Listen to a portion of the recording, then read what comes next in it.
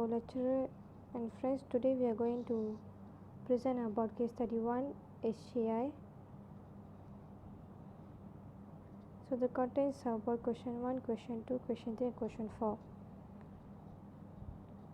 So, I am Divashini and my team member is Nurshairat Najeha. So, this is question 1. Explain how the below figure 1 support usability in interactive system design for learnability principle with 2 examples that you can point out. So as we all know, learnability is the quality of a product or interface that allows user to quickly become familiar with them and able to make good use of all their features. Based on the diagram above, we can point out 2 examples that correspond with the learnability. The first is simplicity. From the diagram above, we as the user understand what to do, even though it is our first time, which is to login in order to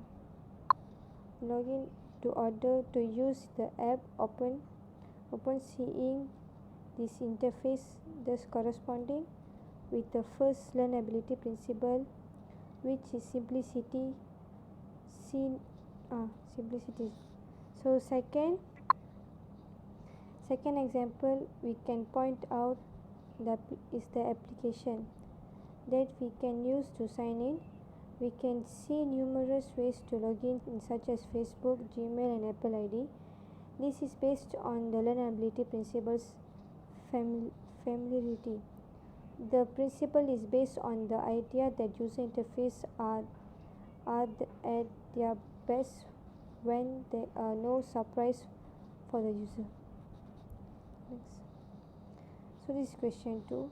Explain how the below figure 2 support usability in interactive system design for flexibility principle with 2 examples that you can point out.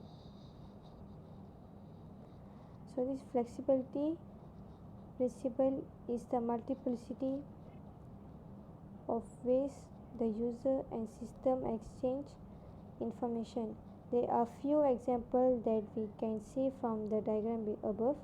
First, if you want to increase or decrease the quantity of the order, simply click the plus button to increase the quantity or click minus button if you want to decrease the quantity.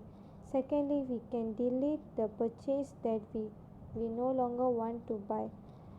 Simply click the delete button and the item will be gone from your wish list. Question 3. Explain how the below figure 3 support usability in the interactive system design for robustness principle with 2 examples that you can point out. Robustness principle is the level of support provided to the user determining successful achievement and assessment of goal-directed behavior. So how does the system contracted with the robustness principle? First, we can see from the layout of events starting from placing the order till the completion of order. Why does this matter? It is because to build a sense of trust between the customer and the seller, and this also counts as successful achievement. We can also see that the system also shows when the item went out for shipping and the moment it is received by the buyer. And during that time, the buyer will be able to check where the items is by using the tracking code given. So next I pass to my team member.